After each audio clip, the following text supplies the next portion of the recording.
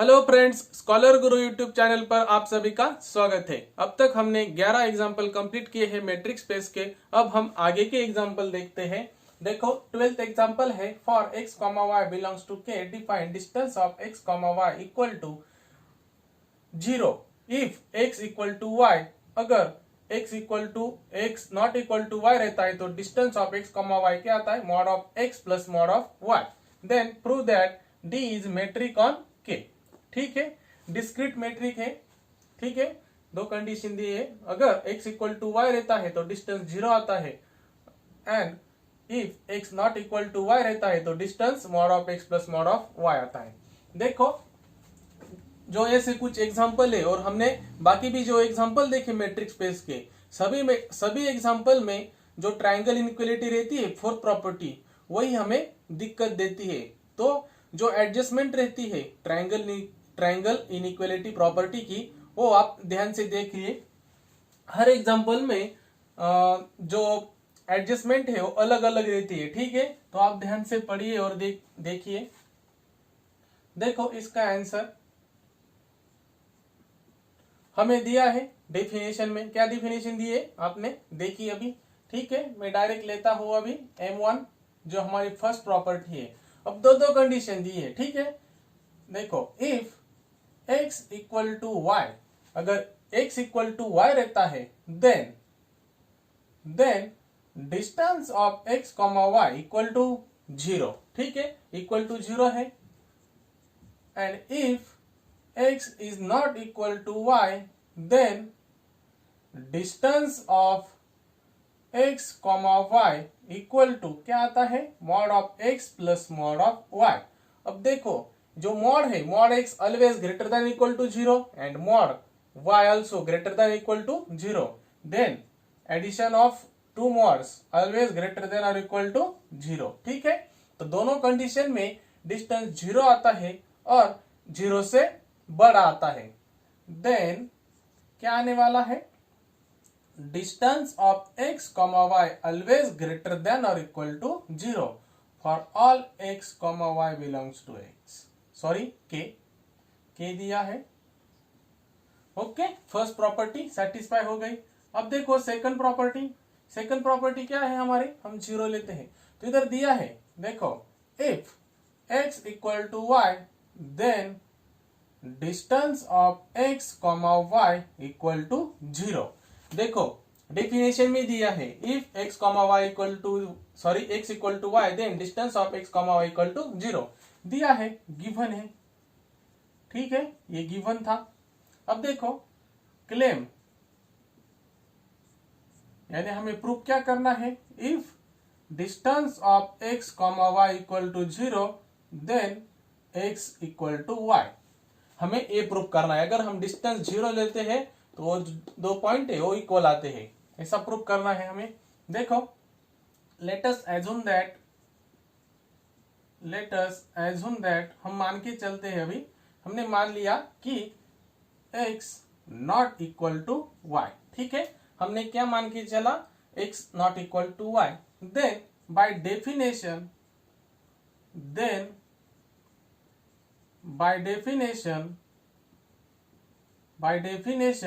Distance of x, y equal to mod x plus mod of y। ठीक है, और ये नॉट इक्वल टू 0 है। ठीक है ना? देयरफॉर हमें क्या मिल गया? कॉन्ट्राडिक्शन मिल गया। Therefore this is contradiction to fact that क्या?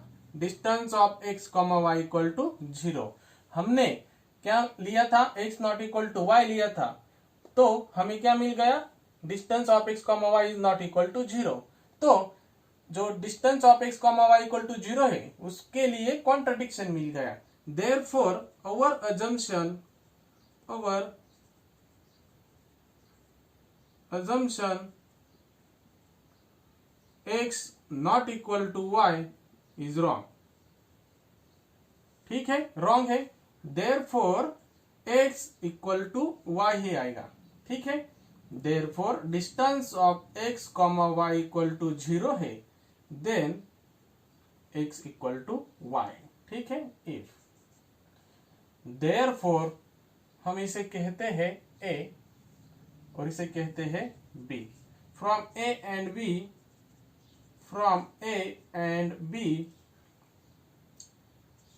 distance of x comma y equal to 0 if and only if x equal to y। ठीक है, for all x comma y belongs to k। अब देखो हमारी third property है symmetry. ठीक है, देखो if x equal to y that gives distance of x comma y equal to 0।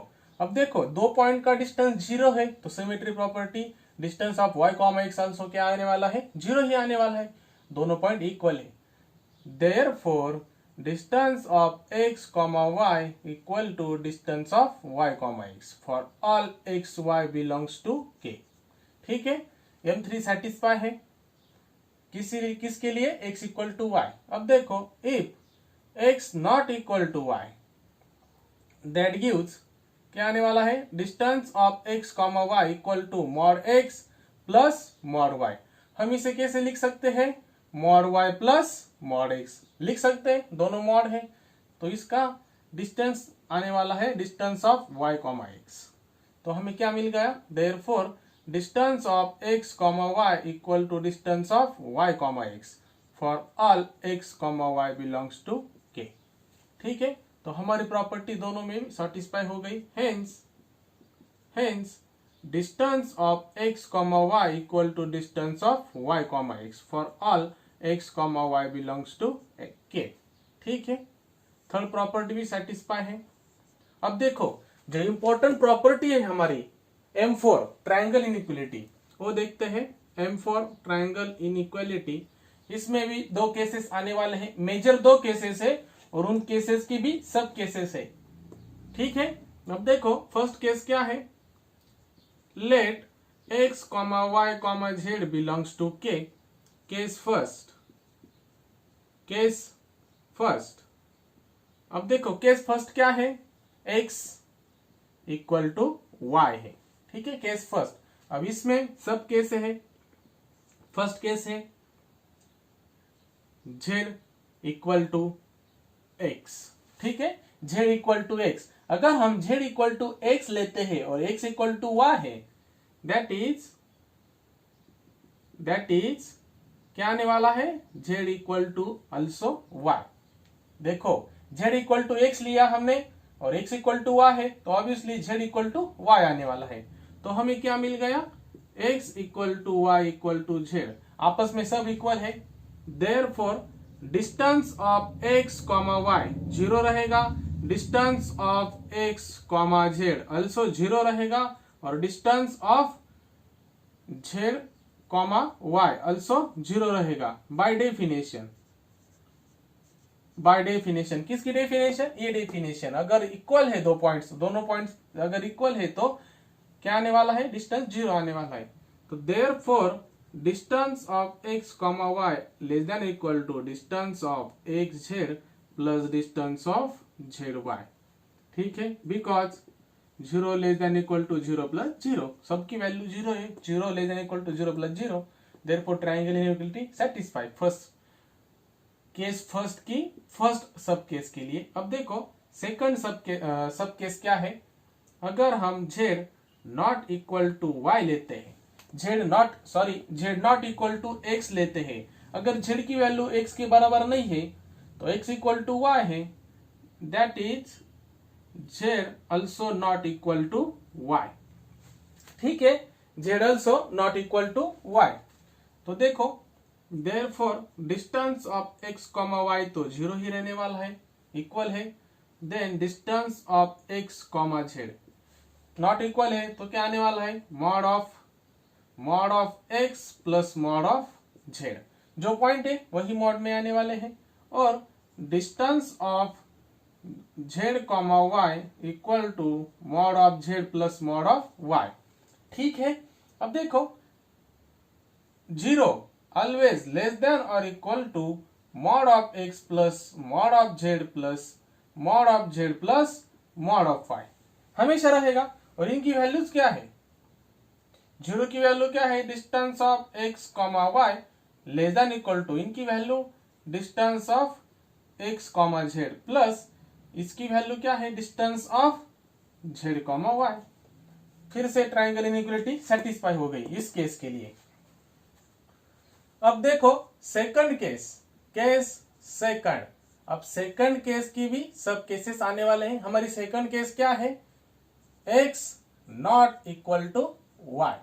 अब इसकी सब केसेस देखो, केस फर्स्ट लेता हूं मैं, सब केसेस देखो क्या आने वाला है, z इक्वल टू एक्स। देखो z इक्वल टू एक्स है और x not equal to y है, that is z is not equal to y आने वाला है। ठीक है, because x not equal to y है और z इक्वल टू एक्स लिया है, तो x not equal to y तो z also not equal to y आने वाला है। ठीक है, और इनके डिस्टेंस देखो, distance of x comma y, distance of x comma y क्या आने वाला है, डिस्टेंस ऑफ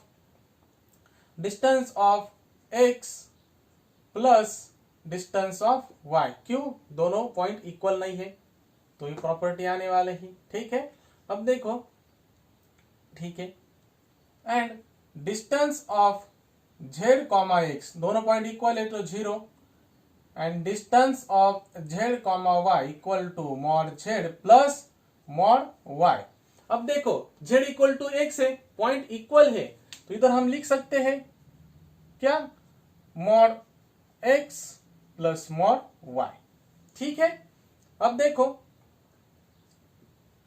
जो प्रॉपर्टी है mod x plus mod y is less than equal to 0 plus mod x plus mod y।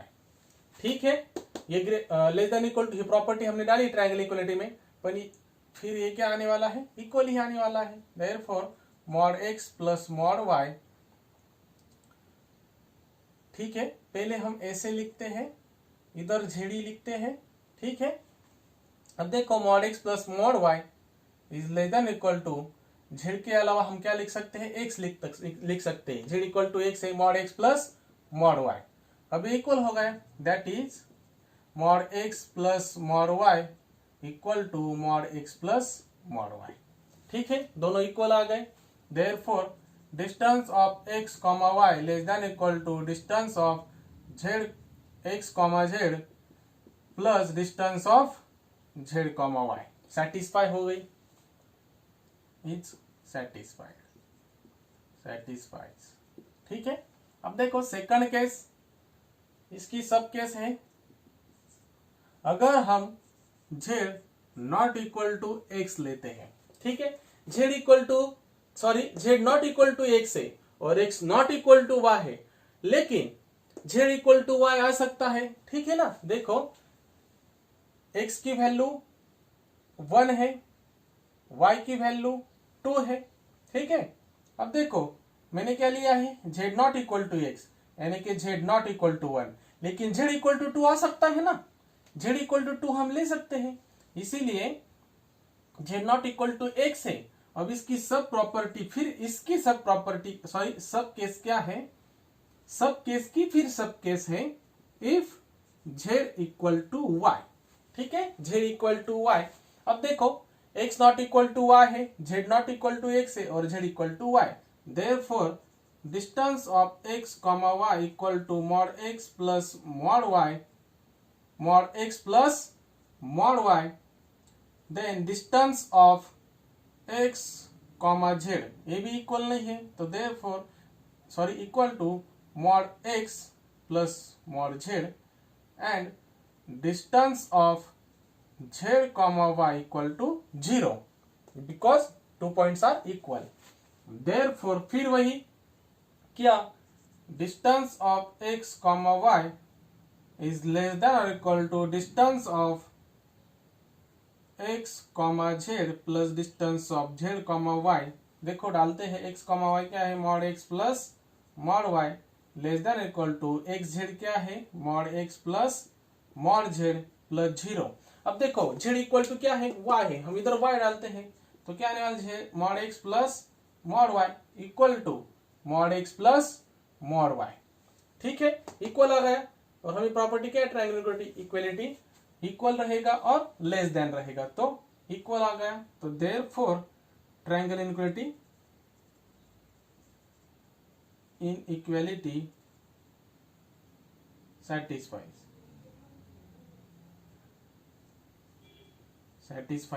ठीक है, अब देखो सेकंड प्रॉपर्टी है हमारी सब केस।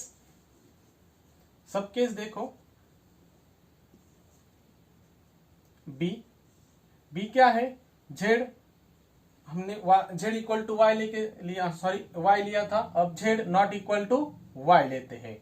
तो देखो z not equal to y आ गया, z not equal to y आ गया, यानी कि क्या मिल गया हमें, that is x not equal to y, z not equal to x and z not equal to y. ठीक है, तो therefore distance of x comma y equal to mod x plus mod y, distance of x comma Z also mod x plus mod z and distance of z comma y equal to mod z plus mod y। अब देखो therefore ये क्या रहने वाला है, mod x plus mod y always less than or equal to mod x plus mod z plus mod z plus mod y। ठीक है, therefore distance of x comma y less than or equal to distance of x comma z plus distance of z comma y। देखो for all properties, from all properties, sorry, from all cases distance of x comma y is less than or equal to distance of x comma z plus distance of z comma y for all x comma y comma z belongs to k। ठीक है, हमने सारे case देखे triangle inequality के और सारे के सारे सेटिस्फाई हो गए। देयरफॉर इधर क्या लिखने वाले हैं, therefore D satisfies all conditions for metric, therefore D is metric on K। ये लास्ट में लिखने वाले हैं। ऐसा हमारा एग्जांपल था, ध्यान से देखिए example 13, let D varies from r dash cross r dash to r is defined as distance of x comma y equal to mod of 1 upon x minus 1 upon y and x comma y belongs to r dash and r dash equal to r minus singleton 0, that is 0 does not belongs to r star because r dash, because r dash equal to real number minus singleton 0, therefore 0 does not belongs to r dash, that is x and y does not equal to 0, always does not equal to 0। if x and y or x or y equal to 0, then 1 upon 0 equal to infinity, therefore 0 does not belong to r dash, r equal to singleton 0। ठीक है, अब देखो हमें proof क्या दिया है, sorry proof क्या करने दिया है, show that D is a metric for r dash equal to r minus singleton 0, यानी कि D हमें मैट्रिक स्पेस दिखाना है। देखो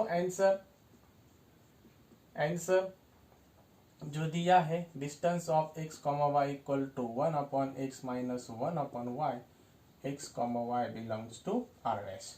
ठीक है, अब देखो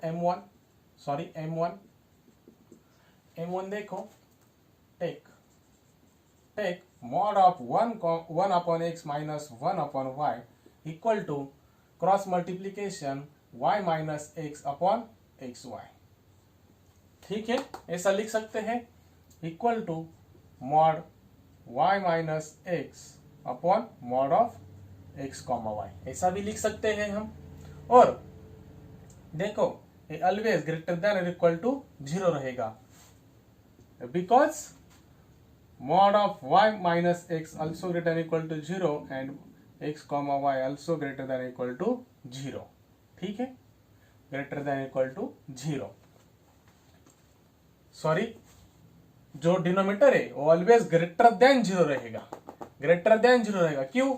x नॉट इक्वल टू 0 है, y भी नॉट इक्वल टू 0 है, तो दोनों की सब्सट्रैक्शन भी मल्टीप्लीकेशन भी नॉट इक्वल टू 0 आएगी, सिर्फ ग्रेटर इक्वल टू 0 रहेगी। ठीक है, x और y नॉट इक्वल टू 0 है because x y belongs to r dash.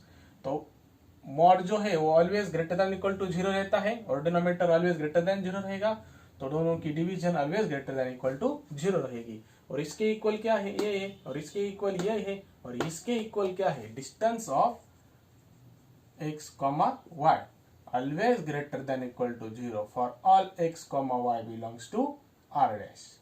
ठीक है, M1 सेटिस्फाई। देखो M2 क्या है?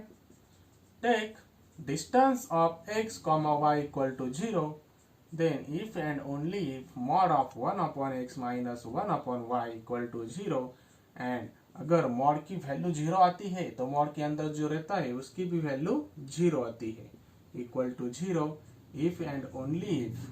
अगर ये इक्वल है तो उधर क्या आने वाला है?